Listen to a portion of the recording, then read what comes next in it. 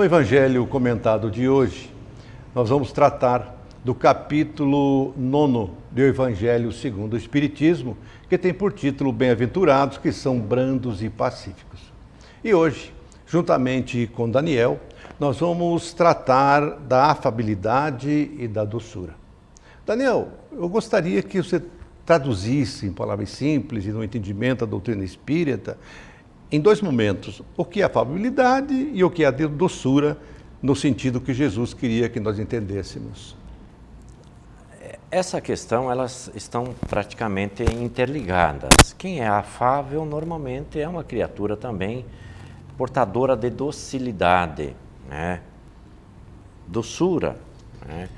Que, na expressão de Jesus, além da afabilidade, da doçura, da brandura, da amorabilidade, estas que nós, numa tradução mais simples, ainda que não sejam necessariamente virtudes na excelência do termo, mas a impressão que Jesus quis dar é de que se constituem virtudes, portanto, são leis que regem o relacionamento ou que devem reger o relacionamento entre as pessoas. Recordemos que ele está abordando essa questão, o Espiritismo está abordando essa questão dentro de um tema maior, que é exatamente da brandura, bem-aventurados os brandos e os pacíficos, né?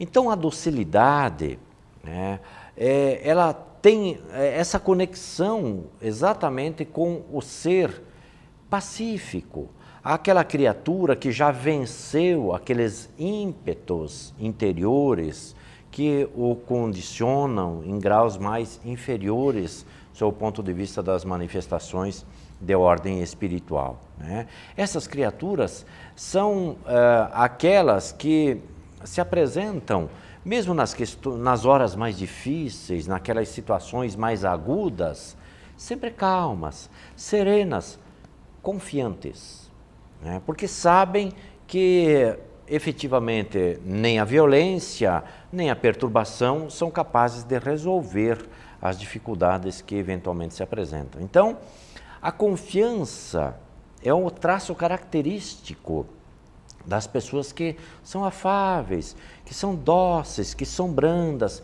que são pacíficas, porque elas compreendem, né, que acima de tudo vigem leis que regulam as relações entre os seres.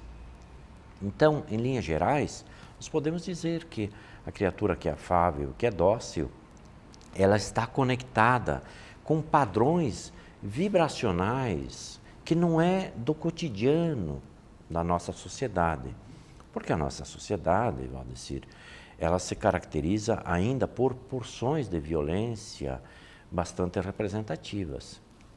Por isso que Jesus, ao falar das bem-aventuranças, ele projeta exatamente na brandura e no ser pacífico aquelas expressões de que são seres que já venceram cotas importantes e que estão naturalmente condicionados a viver com criaturas mais civilizadas, mais moralizadas, criaturas onde a docilidade e a brandura são características, em regiões onde impera o respeito, onde impera porções de paz muito importantes, né? Por isso então, que Jesus valoriza isso. Podemos dizer então, Daniel, de que são espíritos que talvez já galgaram mais um entendimento da vida, na vida prática, no relacionamento com os outros espíritos aqui encarnados? Sem dúvida nenhuma, né? Porque o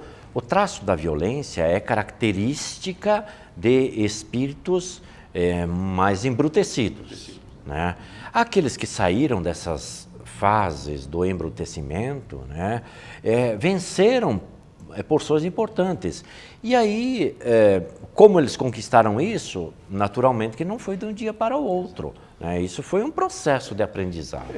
Eu pergunto, Daniel, e insisto, porque é normal a gente ver no dia a dia, em conversas, que as pessoas dizem, aquela pessoa é um doce, aquela pessoa é afável.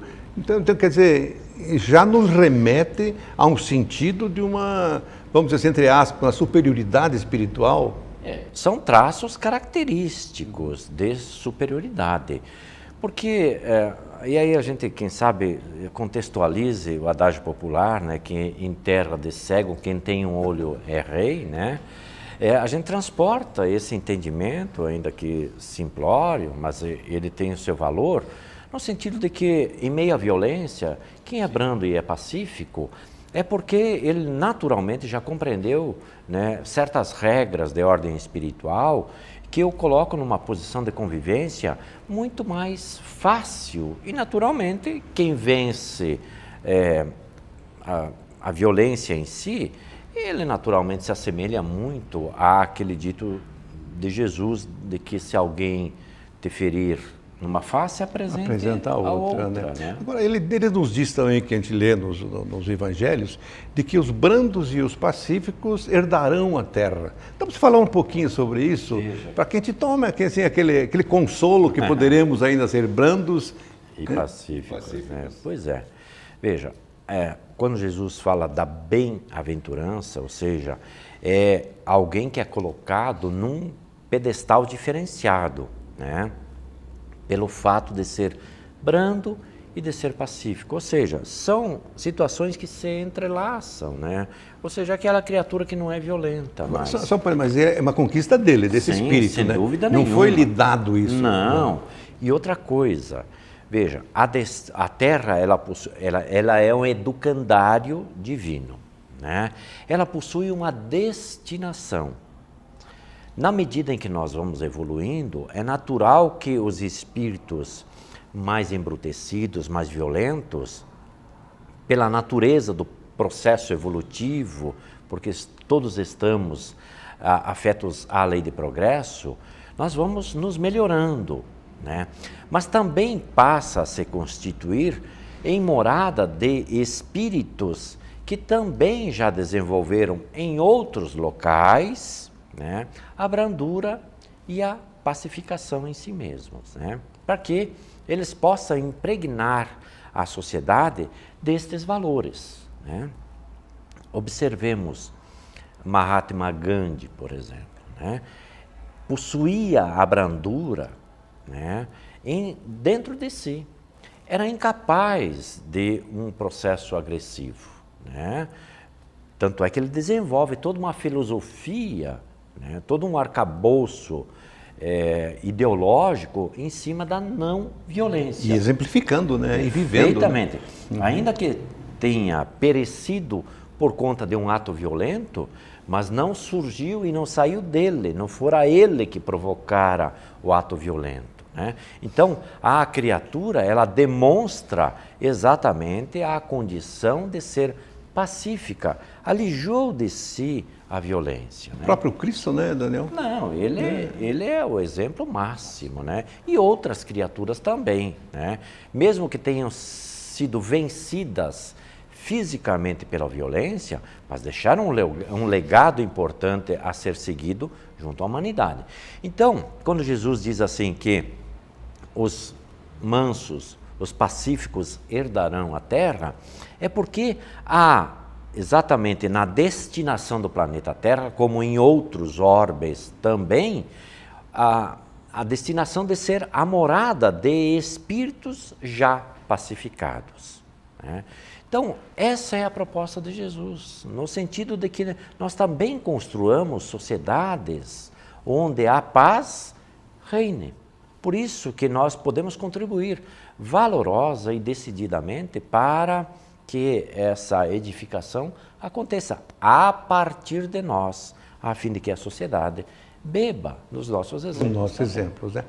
Eu tenho uma pergunta que gostaria de fazer, Daniel, mas pelo tempo não vai ser possível a resposta. Sabemos disso. Mas eu gostaria de deixá-la, Daniel, para que no próximo programa a gente pudesse trazer, já no início do programa, para a gente poder conversar sobre ela, que é como sobreviver com brandura num mundo violento do qual nós vivemos hoje. Sabe? Inclusive, é algo que nos chama muito a atenção, porque quando diz que os brandos pacíficos herdarão a terra, onde estamos nós inseridos nesse contexto? É o que nós gostaríamos que você nos respondesse agora no próximo programa, à luz do Espiritismo, certo? Que bom. Então, o Espiritismo, em palavras simples, volta já já.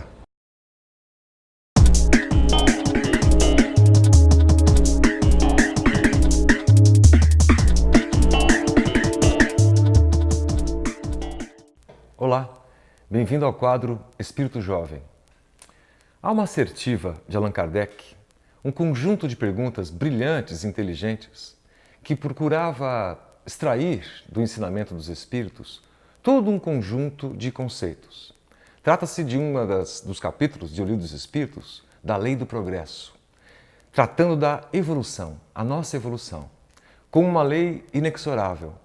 Por mais que nós tentemos discordar de que toda a natureza evolui, os fatos assombram os olhos. Basta que observemos tudo em a natureza e nós percebemos uma evolução, mas não uma evolução sem causa, uma evolução sem rumo.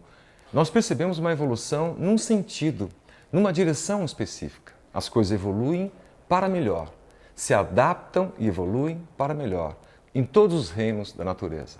Mas Kardec se apropria, portanto, desta lei de evolução e explora a evolução espiritual, um assunto que a ciência ainda não conseguiu tocar de forma mais profunda.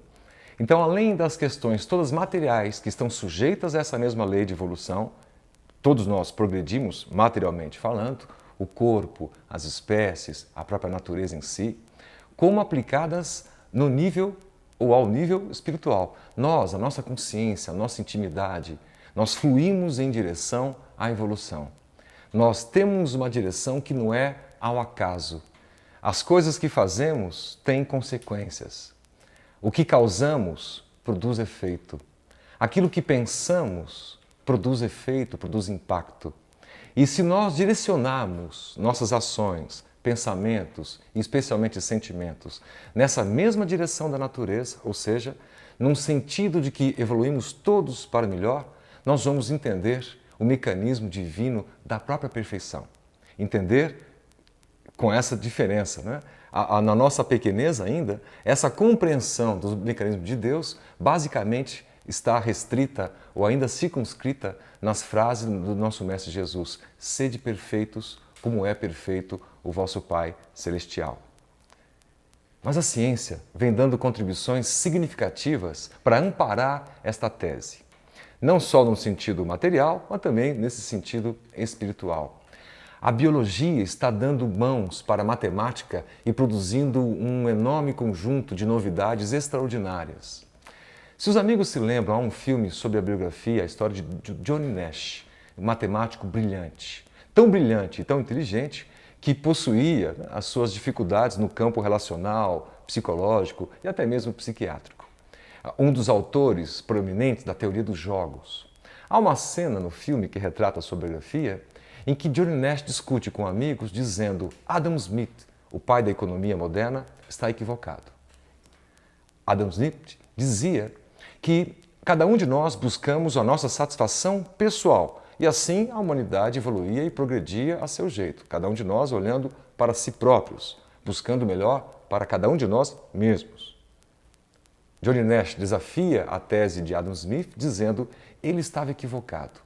Porque se ao invés de competirmos, nós cooperarmos, os resultados serão muito melhores.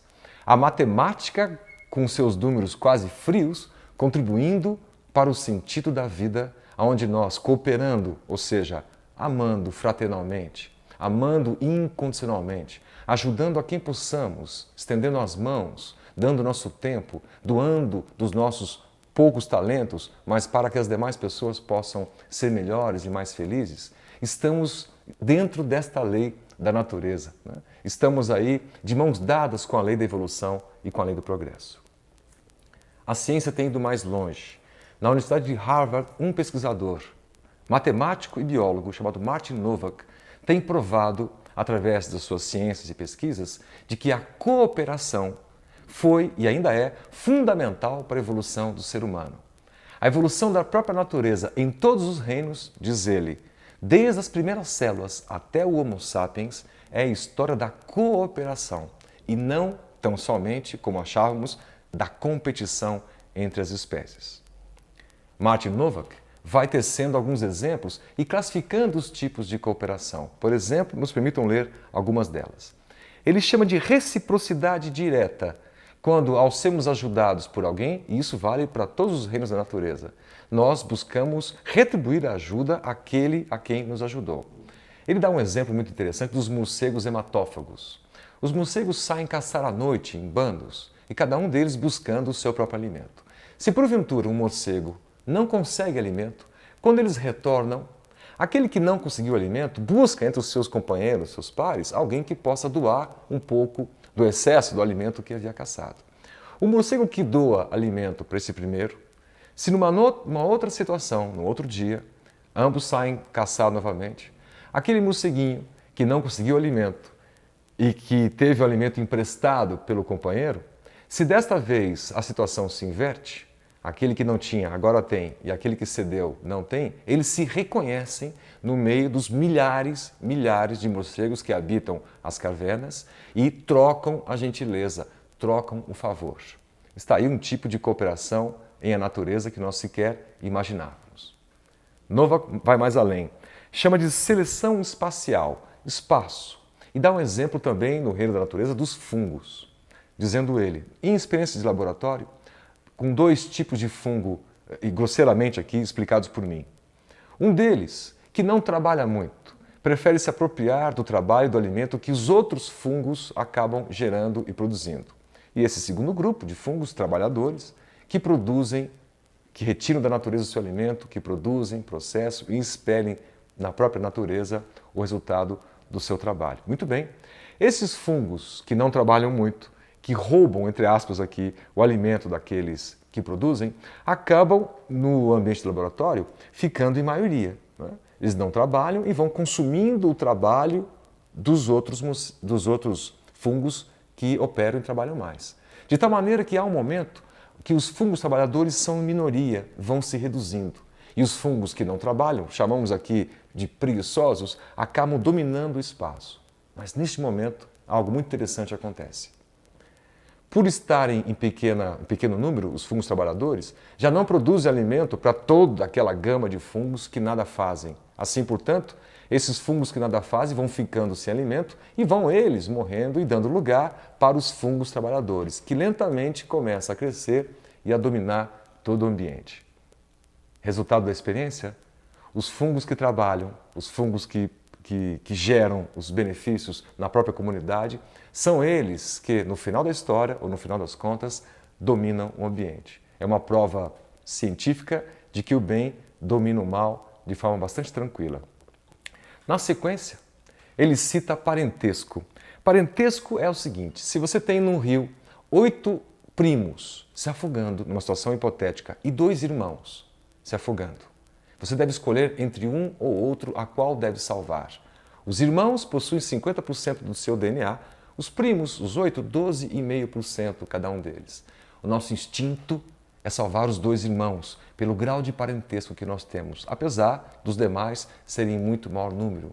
São exemplos dados pela ciência, por Martin Nowak, por Universidade de Harvard, provando que na própria natureza os exemplos de cooperação são a maioria e são os que fazem a humanidade progredir. Em suma, cooperar para a ciência está de acordo com as leis espirituais da evolução, as leis de Deus.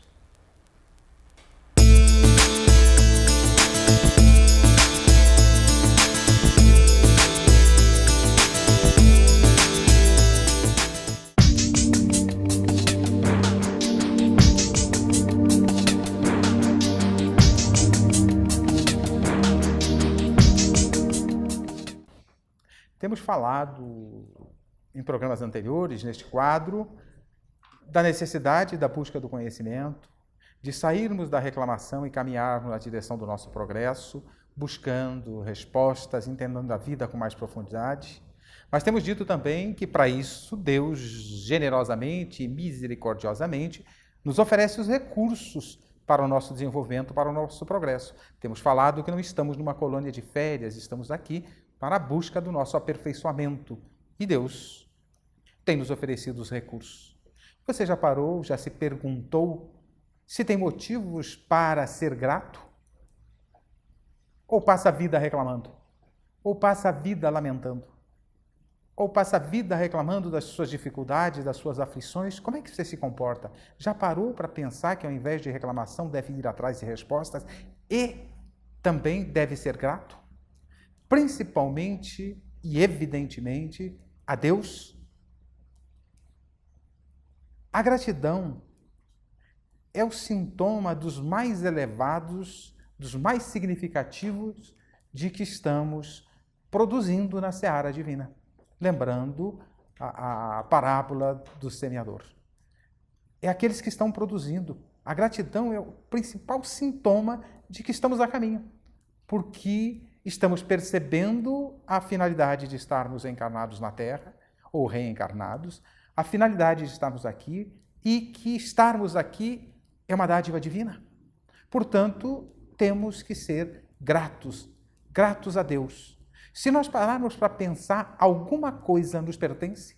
Nós temos algo de nosso efetivamente? Nada. Porque tudo é obra divina. Se for as coisas materiais, Deus as tira a hora que achar por bem, nos levando ao túmulo, à desencarnação. Se for a vida, a própria desencarnação está sendo tirada. Mas somos imortais. Então está sendo tirada a vida do corpo físico, estamos entregando o corpo ao pó de volta. Mas nós, seres imortais que somos, continuaremos. Então temos que ser grato a Deus até por isso. Tudo provém dele. Às vezes eu chegava até a pensar que aquilo que nós aprendemos e o esforço que fazemos é nosso. Se analisarmos com mais profundidade, nem isso nos pertence, porque são ofertas divinas de oportunidades para o nosso crescimento. Então, se conquistamos alguma coisa é porque Deus nos propiciou as condições. Então, devemos a Deus. Então, nada é nosso. Tudo provém da bondade, da fonte do amor do Pai. Portanto, motivos inúmeros para sermos gratos a Deus. Então, a gratidão deve ser a tônica em nossas vidas, nos dias atuais, porque já temos recursos de compreensão mais profunda, já temos o Evangelho de Jesus há 2000 anos. Portanto, os recursos para compreendermos a vida com mais profundidade, adicionados aí à doutrina dos Espíritos há um pouco mais de 157 anos, já que ela foi codificada com o lançamento do Livro dos Espíritos a 18 de abril de 1857, portanto, nós temos motivos inúmeros para sermos gratos a Deus e os recursos para compreender dessa maneira. Se não o compreendemos, é pela nossa teimosia, por estarmos de forma adormecidas, com as consciências adormecidas, porque se a consciência está desperta, nós temos motivos para agradecer a Deus. Você tem dúvida disso? Que há motivos para agradecer? Comece a pensar, fazer um balanço da vida. Existimos? Então, devemos dar graças a Deus pela existência. Estamos no corpo físico, temporariamente, é verdade? Temos que ter graças a Deus por estarmos tendo a oportunidade de estarmos na escola, essa escola maravilhosa chamada Terra. Portanto, temos um corpo, é motivo de agradecimento a Deus. Estamos na Terra, portanto, estarmos aqui é uma bênção, uma dádiva divina, porque tem a finalidade de progredirmos, de experienciarmos. Se Deus nos deu um lar, a sala de aula desta escola, temos motivos para sermos gratos a Deus. Temos motivos para ser gratos a Deus por tantas oportunidades que a vida nos oferece. Por certo, se você parar para refletir um pouquinho e buscar fazer um balanço, vai perceber que temos inúmeras oportunidades concedidas pela bondade e pela misericórdia de Deus. Portanto, devemos ser gratos por cada oportunidade que Deus nos oferece. Temos uma família? A bênção de termos uma família, alguns não têm por algumas razões que não vamos entrar em detalhes agora, mas a maioria tem uma família. A maioria está envolvido numa família. Mas como é que a gente trata essa família? Como é que a gente se comporta diante dessa família? Muitas vezes reclamamos da família que temos, do ambiente que temos, do lar que temos. Se temos motivo de reclamação, é porque Deus errou. Nos colocou no lugar errado. É isso? Dá para imaginar Deus errando? Não, Deus não erra. Portanto, estamos aonde precisamos. Então, devemos ser gratos a Deus pela família que temos, pelas oportunidades que temos, pelo ambiente que temos. Ah, mas na minha família tem ovelha negra. Claro, eu nunca sou ovelha negra, é sempre os outros, né? Se a gente perguntar, já tenho perguntado em algumas plateias que a gente tem levado a mensagem espírita, se nas famílias deles há ovelhas negras. Eles respondem que sim. Aí eu pergunto, quem é a ovelha negra da família? Aí ninguém responde que é a ovelha negra da família. Alguém sempre temos, aqueles seres não são ovelhas negras, são seres mais difíceis. Por algumas razões estão junto conosco para crescermos juntos, para no mínimo exercitarmos a paciência se alguém é ovelha negra. Se somos nós, é para que a gente aprenda com aqueles que estão à nossa volta. Então, até aqueles seres difíceis que estão conosco têm um motivo de aprendizado, de crescimento, é a oportunidade que Deus nos oferece. Então, até por estes, devemos ser gratos a Deus. Temos trabalho? Ou não temos? Temos como nos sustentar? A grande maioria tem como sustentar, bem ou mal, né? Alguns com poucos recursos, outros com mais recursos. Aqueles que não têm nada sempre têm uma certa ajuda ou coisa parecida, mas, de uma forma geral, a terra que Deus ofereceu, este lar, esta escola, tem todos os recursos para todos os seus filhos. Evidentemente, a ganância, o abuso de alguns faz com que falte ou que muitos talvez tenham o mínimo ou às vezes até nem o mínimo necessário. Mas mesmo assim, temos motivos para ser gratos a Deus por estarmos nessa vida, aprendendo até com as necessidades. Com as carências, nós temos que tirar lições. Portanto, temos que ser gratos a Deus pelo trabalho. Nós poderíamos prosseguir esse balanço de forma indefinida. Apenas demos algumas dicas aqui para você analisar a sua vida e perceber o quanto tem na sua vida de motivos para ser gratos a Deus. E com certeza nenhum para reclamar. Absolutamente nenhum. Porque a adversidade também é uma dádiva divina para o nosso amadurecimento, para o nosso crescimento. Ainda crescemos e aprendemos pelas experiências. Um dia vamos aprender pela reflexão e pela imitação, segundo o filósofo chinês Confúcio. Podemos aprender pela reflexão, é mais sábio, diz Confúcio. Pela imitação é mais fácil, pela experiência é mais amargo. Então, as experiências amargas que Deus nos oferece têm a finalidade de aprendizado. Portanto, até aí, temos motivos para sermos gratos a Deus. Todas as dificuldades encerram em si, portanto, uma necessidade de aprendizados. Não é castigo nem punição. Deus não pune e não castiga. Eu tenho um amigo que costuma dizer que falar que Deus pune e castiga é denegrir a imagem de Deus. Um pai que ama, um pai misericordioso, não pune e não castiga. Oferece novas oportunidades para os seus filhos. Às vezes, algumas oportunidades amargas, porque somos filhos rebeldes. Então, a nossa rebeldia enseja algumas dificuldades, alguns freios, alguns ajustes. Mas à medida que deixarmos de ser rebeldes e caminharmos na direção de aproveitarmos as oportunidades que Deus nos oferece, não precisará mais do arroxo. Assim sendo, tudo o que vivemos na vida carrega-se de motivos para sermos gratos a Deus. E gratos, por extensão, a todos aqueles que estão à nossa volta, oferecidos por Deus para o nosso crescimento. Continue assistindo nosso programa Espiritismo em Palavras Simples.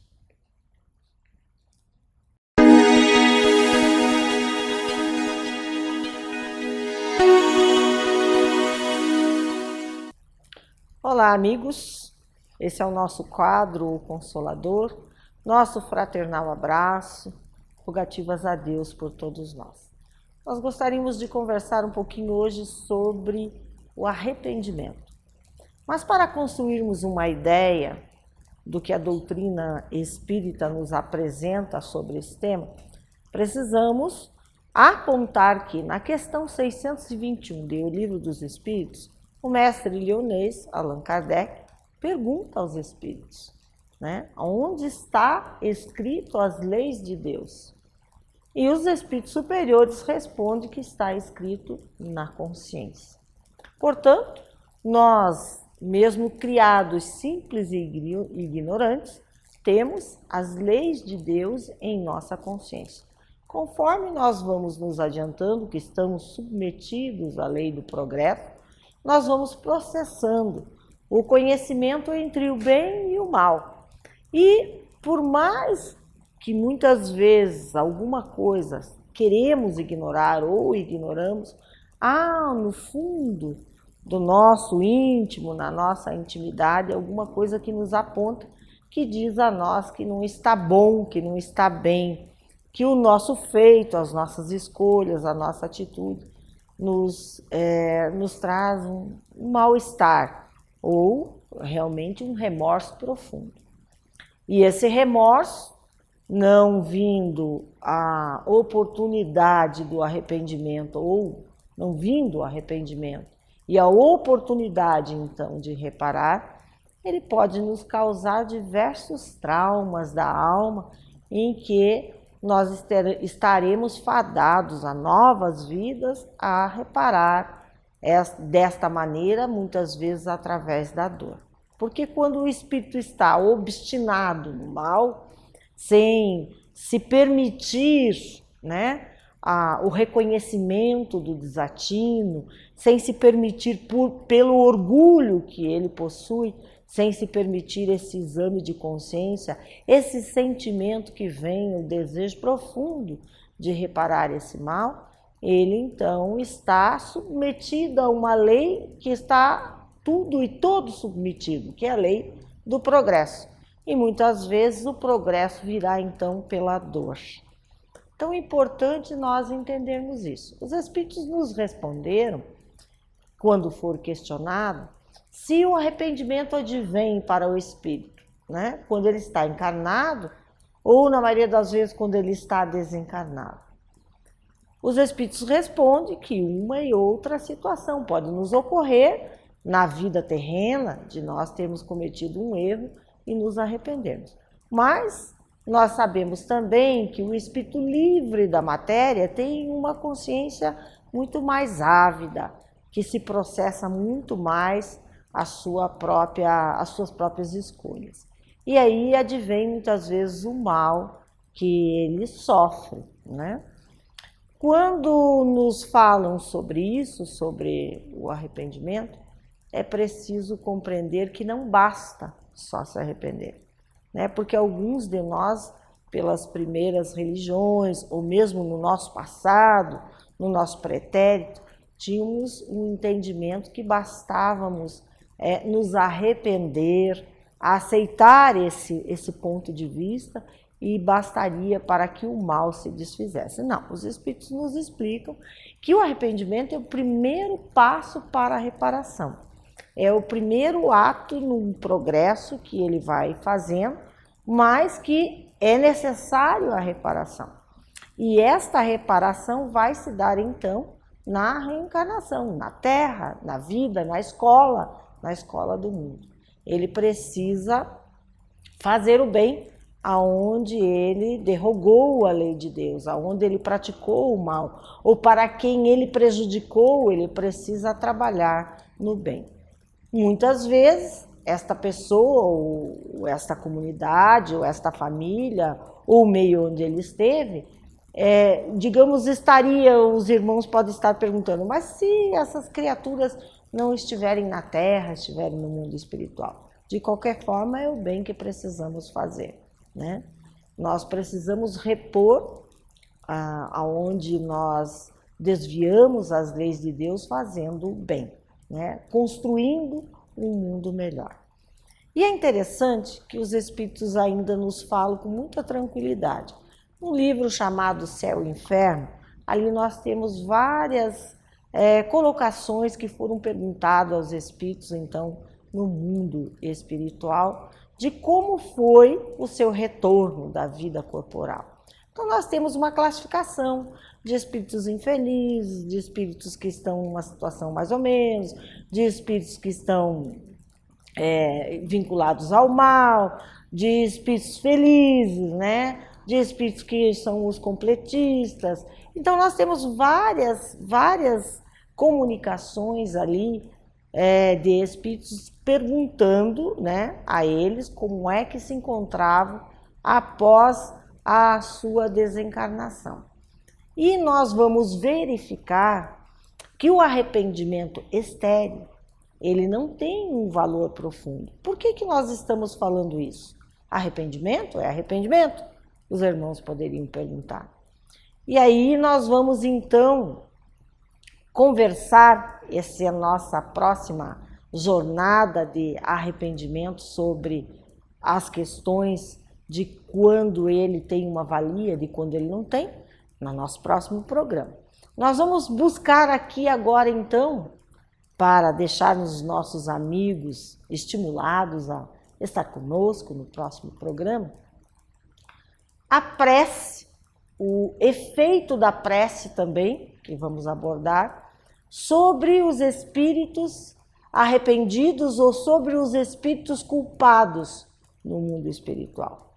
E aí os espíritos vêm nos dizendo assim, que é preciso esse sentimento de arrependimento para que a prece tenha um efeito, uma eficácia sobre aquele nosso irmão. No entanto, também temos um entendimento do que os espíritos nos dizem, que quando o espírito não tomou conta de si mesmo e ainda não possui em si esta consciência, esta vontade de reparar o seu erro, a prece lhe favorece o estímulo para que, mais dia menos dia, venha a sua consciência, para que ele arrependido possa então recomeçar. Nos aguarde, estaremos juntos no próximo programa. Muita paz.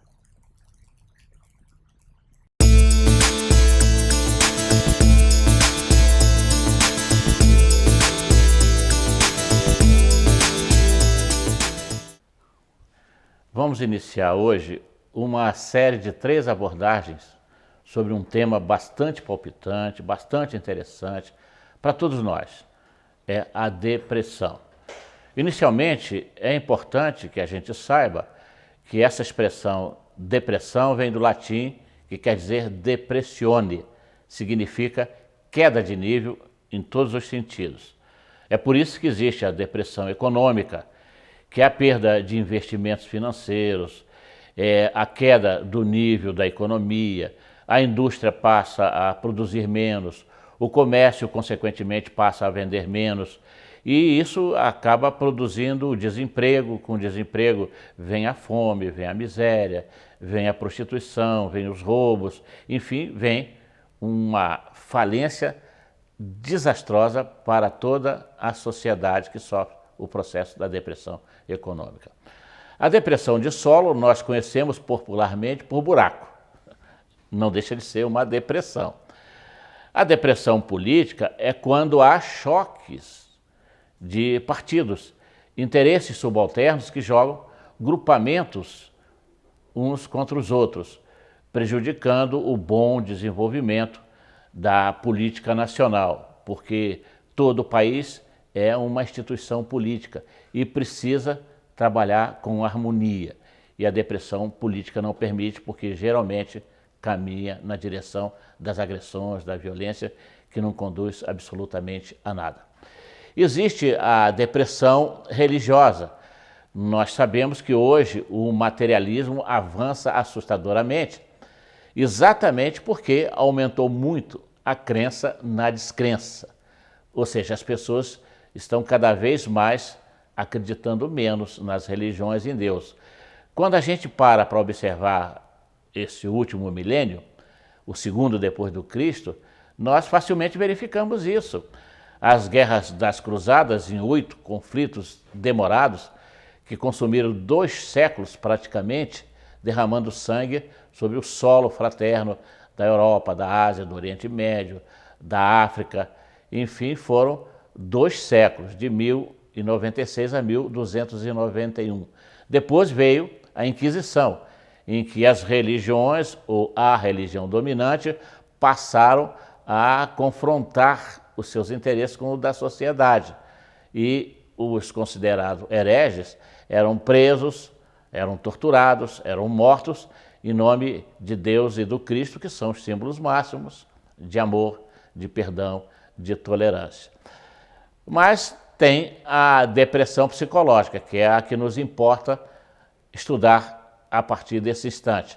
A depressão psicológica é a perda do tônus psíquico, é a perda da vibração interior, é a queda do nível mental, que leva a um estado demorado de tristeza, normalmente quando essa tristeza vai além de 5, 6 meses, daí necessitando um tratamento acurado por parte de psicólogos, de psiquiatras e, para aqueles que são religiosos, em particular espíritas, se socorrer da atenção dos benfeitores na intimidade das casas equilibradas. Por que a preocupação com a depressão? Porque a Organização das Nações Unidas, no seu braço sanitário, a Organização Mundial de Saúde, nos fala que existem hoje no mundo mais de 350 milhões de depressivos. Se nós, como espíritos, considerarmos que existem outros ingredientes negativos nessa atividade perniciosa que tantos males gera, nós vamos chegar quase que a um número assustador de aproximadamente 1 bilhão de irmãos nossos vitimados. Isso é tão verdadeiro que está produzindo outros resultados paralelos, igualmente negativos, como a loucura que está infestando as nossas clínicas, os nossos hospitais de tratamento de saúde mental. Hoje nós vivemos numa sociedade que parece uma clínica a céu aberto. Tal estado de constrangimento, de sofrimento, de dor que a gente vê estampado na fisionomia das pessoas. Suicídio é outro dado alarmante. Mais de 800 mil pessoas, segundo a mesma OMS, a Organização Mundial de Saúde, repetimos, o braço sanitário da ONU, se matam todos os anos.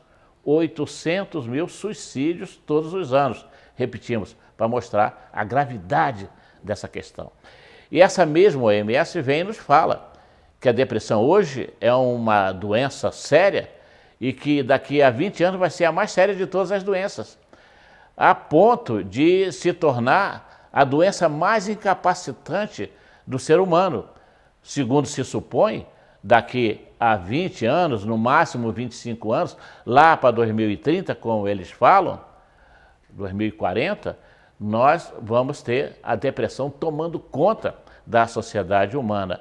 Isso é preocupante.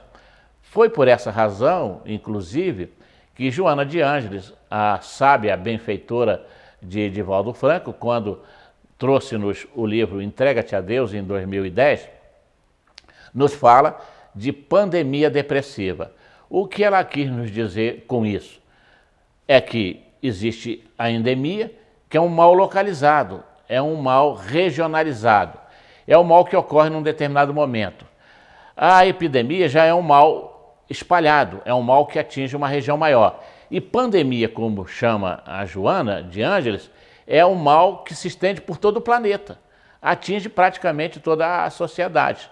Nós já vimos na história outros tipos de pandemias, como a gripe espanhola, que matou mais de 30 milhões de pessoas no mundo. Inclusive, chegou aqui ao nosso Brasil, naquele período difícil do pós-Primeira Guerra Mundial.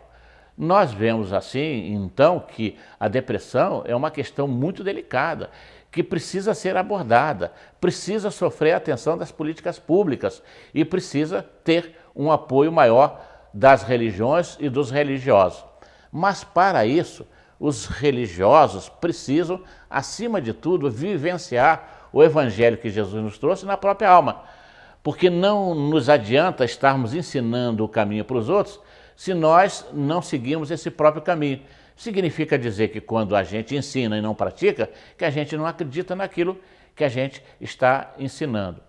No próximo programa, nós vamos abordar outros aspectos desses transtornos psicológicos, como nós já vimos a depressão, vamos falar do TOC, o transtorno obsessivo compulsivo, nós vamos falar do TAS, que é o transtorno afetivo sazonal, num conjunto de grandes problemas que afetam hoje a sociedade, como as síndromes. Hoje, as síndromes são muito comentadas, muito discutidas e muito estudadas. Por quê? Porque são tantos os fenômenos do comportamento social, nos aspectos negativos, que isso tem sido alvo de muita preocupação por parte de psicanalistas, de psicólogos, de psiquiatras e, principalmente, uma preocupação muito grande nossa, os religiosos, que verdadeiramente nos interessamos pelo bem de toda a humanidade.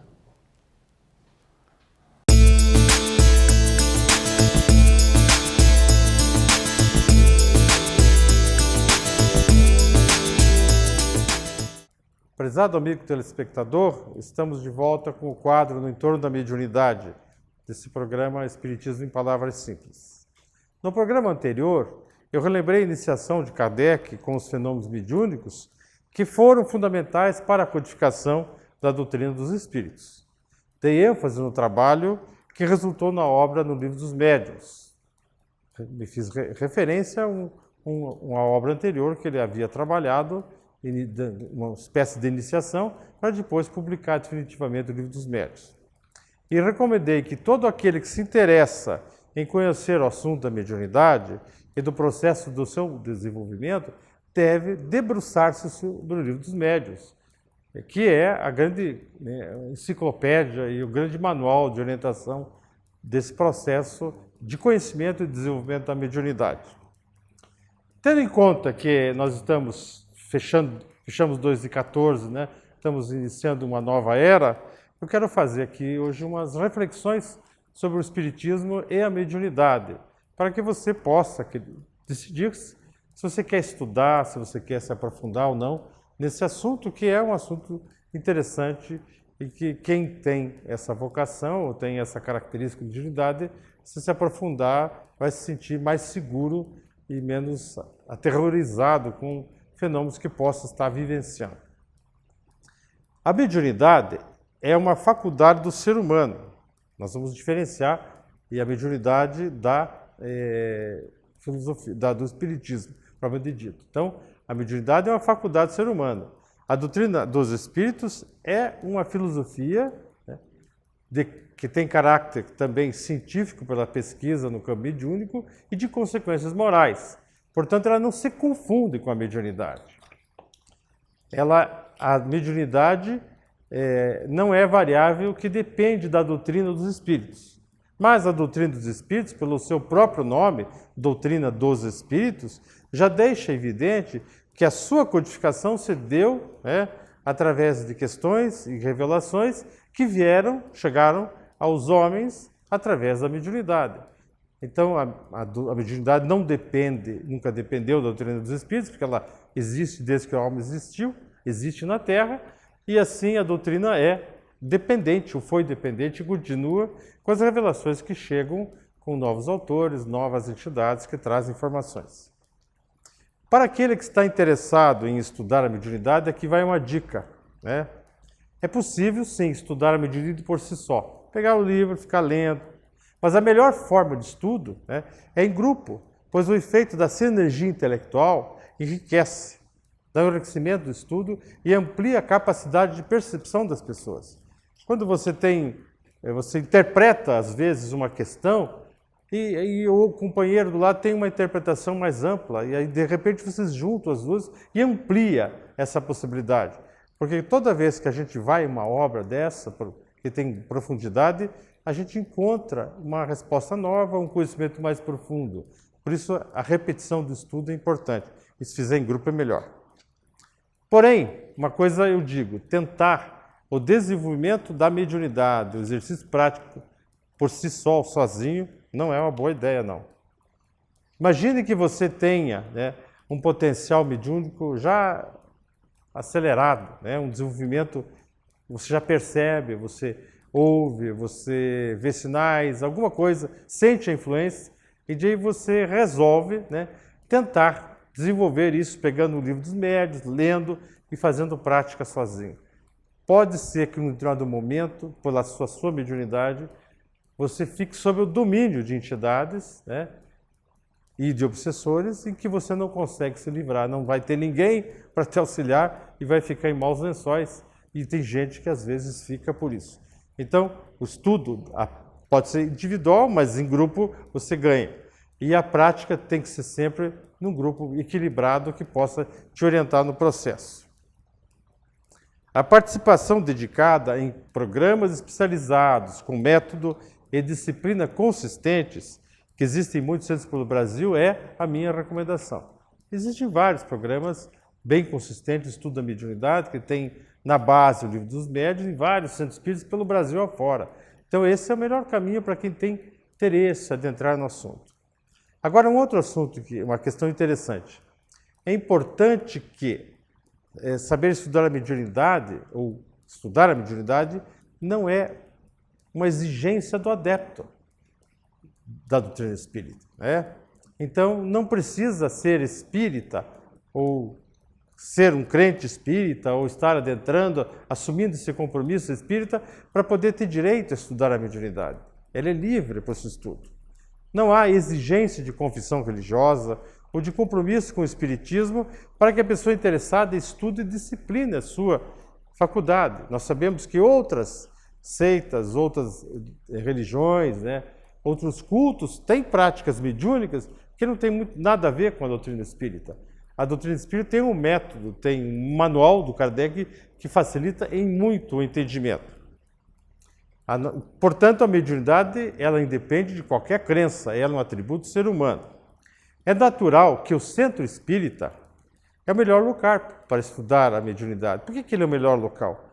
Porque a mediunidade é objeto correlato com a sua natureza. A doutrina chegou através da mediunidade e foi disciplinada, foi observada e estudada. Então, o centro é o melhor lugar.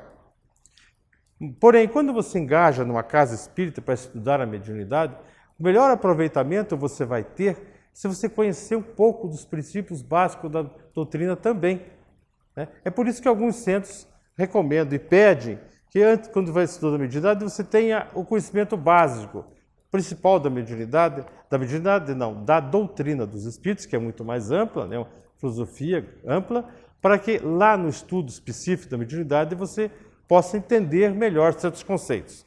Por exemplo, vou falar para vocês aqui. Um princípio fundamental da doutrina espírita é a reencarnação. Tá?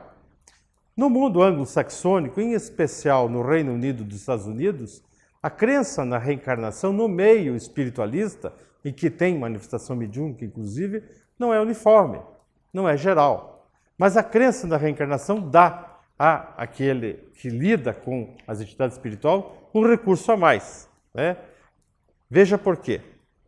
A diferença da reencarnação facilita entender a trajetória de um espírito que vivenciou experiências múltiplas e está no seu presente vinculado às suas escolhas do passado. Você passa a entender por que o indivíduo está assim, porque ele tem uma história que, lá do passado, distante. Então essa história reencarnatória facilita a quem dialoga, e não só com espíritos, mas com encarnados também, para que ele compreenda, para que ele trabalhe melhor essas questões. São muitas as ocasiões que se apresentam nas casas espíritas, em reuniões mediúnicas, né, espíritos desejosos de vingança, revoltados com o sofrimento, apontando para pessoas as quais perseguem nesta vida, porque elas foram algozes num passado recente. Após muitas tentativas infrutíferas que se faz para tirar a entidade dessa sua ideia, para que ela reconsidere e perdoe, um recurso interessante é pedi-la que ela volte ao passado, e a gente trabalha isso. Volte ao passado, de repente essas entidades, a gente vai induzindo, ela cai num passado distante. Num outro passado, não da vida na qual ela diz-se injustiçada, mas no anterior, quando ela se vê junto com o mesmo algoz. E daí ela descobre muitas vezes que ela foi o algoz daquele. E hoje ele está se vingando. Então, aí tem o resultado dos processos obsessivos do longo prazo, né? Então, esse recurso da reencarnação facilita, por isso, o entendimento da doutrina. Essa percepção e entendimento é o caminho de êxito de muitos modos, né, de casos, e tem eficácia porque o diálogo se estabelece sobre o processo de conhecimento, de crescimento. Senão fica um negócio, por que você está se vendo? Ele fez o mal para mim. Vamos passar para ver por que ele fez o mal para você. Será que ele não está fazendo o que você quer fazer hoje? Não. Então você trabalha essas questões. Assim, para finalizar a nossa conversa de hoje, eu digo, ao principiante e interessado nos temas da mediunidade, conhecer a doutrina espírita facilita o entendimento e amplia a sua capacidade de compreensão e da própria existência. Por hora nós ficamos por aqui. Pense sobre isso. Eu recomendo que você fique assistindo todas as semanas o programa Espiritismo em Palavras Simples, porque é sempre uma escolha bem inteligente. Tchau.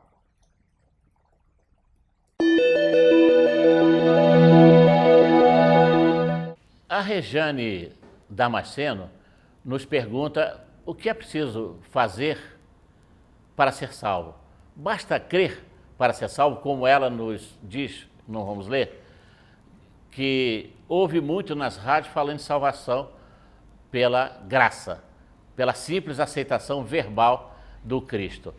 Olha, nós entendemos, Rejane, que devamos respeitar as posições de todas as religiões, até porque não nos cabe aqui ficarmos muito preocupados com o que os outros pensam. Nós temos que nos preocupar com o que nós pensamos, porque nós, espíritas, devemos pensar com base nos ensinamentos de Jesus, hoje ampliados e trazidos, esmiuçados pela doutrina espírita.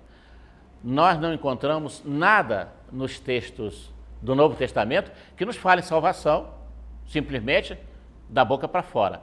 Numa oportunidade anterior, eu fiz questão de dizer que à época do Cristo já havia essa confusão. Tanto é que Tiago falou, mostra-me a fé de vocês sem obras, que com as minhas obras eu mostraria a minha fé. Significando dizer que obrigatoriamente a fé está associada à obra. Não foi isso que Jesus disse? Que a cada um seria dado segundo as suas obras? Jesus não disse que a cada um seria dado segundo a sua fé ou segundo a sua crença. Percebe a diferença?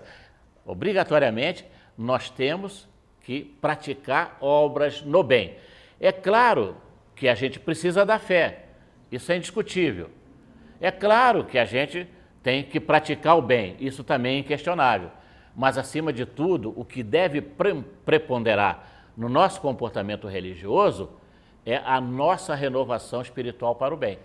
Porque foi isso que Jesus nos pediu, que galgássemos, ainda que lentamente, os degraus da evolução, para que a gente pudesse chegar nessas regiões abençoadas, onde nós poderíamos encontrar toda a paz, toda a felicidade, toda a alegria que nós desejamos.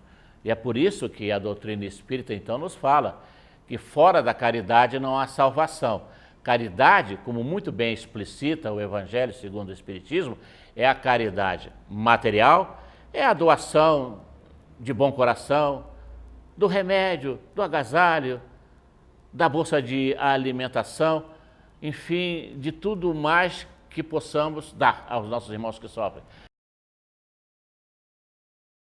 A Federação Espírita do Paraná, localizada na Alameda Cabral 300, traz até você o moderno Teatro da FEP. Inaugurado no ano de 96, na sede administrativa da Federação Espírita do Paraná, o moderno auditório com 434 lugares tem sido palco de inúmeras apresentações. É adequado para espetáculos de dança, música, teatro e formaturas. Contribuindo para o êxito desses eventos, o Teatro da FEP possui estrutura tecnológica e excelentes acústica, equipamentos operados por profissionais especializados, assentos confortáveis e instalações adequadas a vários tipos de eventos. Caso tenha interesse, você pode ligar para a Federação Espírita do Paraná no telefone 41 32 23 6174.